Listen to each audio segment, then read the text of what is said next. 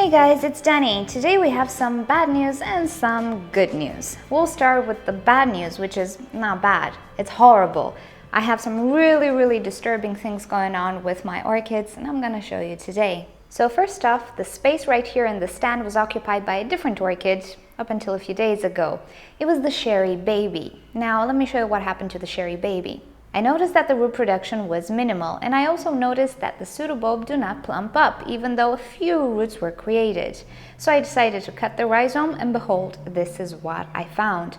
This is fusarium. Notice the purple ring around the rhizome. Also, there's a purple spot smack in the middle of the rhizome. It was too late for this orchid. I cut into the rhizome hoping to find something good, but no.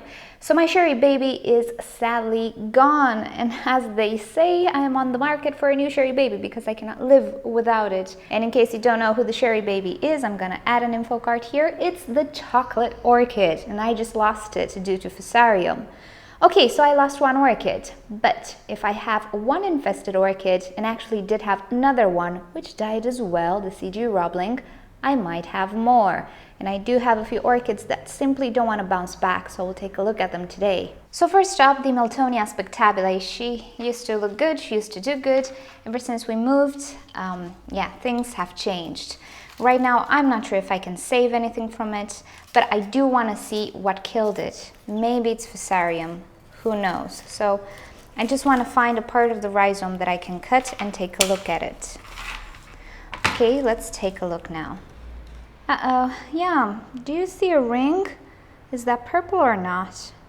I think it is. I'm gonna cut another section and check it out. Okay, this seems to be a little bit more obvious. It definitely is purple. This is a thicker ring right here. It's definitely fusarium. Oh no, how many orchids do I have infested? Let's move on to the next one. By the way, in cases like this, I sterilize properly. So, okay, I need to get a jar, but what I do is put alcohol and then flame it. And that's how I sterilize my cutting tool. Be careful if you want to do this. Do not put alcohol on the handles and everything. Everything that has alcohol on it will instantly catch fire. Be super careful with this. I don't know how to stress it. If you're underage, do not do this. Unless there's a parent near you and he guides you. Please don't do this. Do not burn your house. Also, I will disinfect my working space. I cannot burn it because it's plastic, but alcohol 96% will have to do. I'll also use bleach after the session of today. Okay, next up is a Boracea hybrid. Not sure what it is. It's a no ID. Never did particularly well. Never did all that bad. I don't know. You can see it just didn't bounce back correctly. And I unplugged it from the pot right now, but I really want to see. So I'm just going to cut one of these bulbs. Okay, there is something there. I'm not sure. It's not very advanced. I will cut another one. Okay, on this one I don't see that much. These are sheets. I don't see any purple compared to this one. Let's see, yeah. There's a difference. I think this one might still be saved. Okay, here's another one. It's a no ID Oncidium hybrid. Yeah, let's see. As you can see, one of the pseudobulbs is gone. This one is trying to grow, not happening.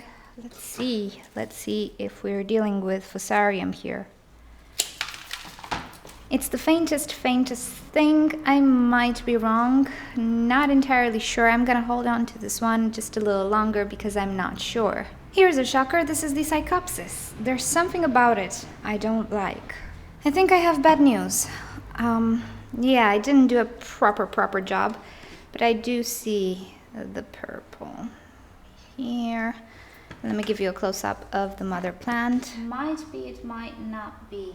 As I was saying, this guy did quite okay, and right now it's not. So I think this guy is infected as well. I'm gonna keep it anyway, but oh my gosh, this is turning out to be such a sad day. No, it's not gonna be good news, bad news video. It's just gonna be bad news. This is unbelievable. Let's get another orchid. Here's another shocker, Brassivola cuculata. This one, no, it didn't do like I expected it to, like my other Brassivolas. It never did. Clear as daylight. Okay, I always suspected I needed a new Brassivola, but It's kind of sad to learn all these things in the same day. I'm having a really bad day right now. Should we get another orchid or should I do this myself? There's a chance I'm gonna start to cry. Yeah. Alrighty, so you might say at this point, what if you're wrong? What if orchids naturally have the purple ring? No, I'll show you how healthy ones look like because I did cut something else yesterday and had no ring. I'm gonna show you how it looks like. Okay, this is the Vitellina. She's not spectacular. I thought she's diseased. She's not.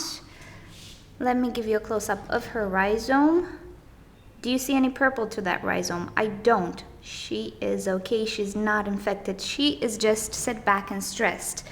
Symptoms can be confusing. I'll give it that. But yeah, another thing that favorizes this disease, like any other disease, is stress. Thinking back, I did put my orchids through a lot of stress. I also kept them in on the same tarp actually when I didn't have medium. I also kind of favorized fusarium, keeping them in water, because whether you like to hear this or not, excessive moisture in water favorizes fusarium. It's a fungus. So stressed orchid plus a lot of moisture for the fungus to properly develop equals not so happy days. Of course, excessive moisture is not the detrimental factor. You might be totally fine. Don't take my word for it right now, but it helps. It does help with any fungal infection, including fusarium. So thinking back right now, even if I don't share water and I'm very, very careful and I sterilize my tools, I shipped my orchids all together. They were in the same tarp.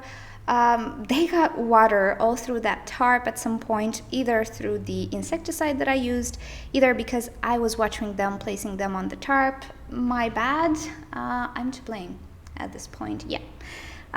So don't think that all of my collection is affected. I want to still test this one. This is the yellow cattleya. You see, she's not doing okay, not producing roots. I'm gonna test it out off camera right now because I will start to cry, guys. So don't think that all of my collection is gonna perish. No, the vast majority of my orchids are okay. I have no reason to suspect they are diseased in any way. I just had these ones that simply don't bounce back.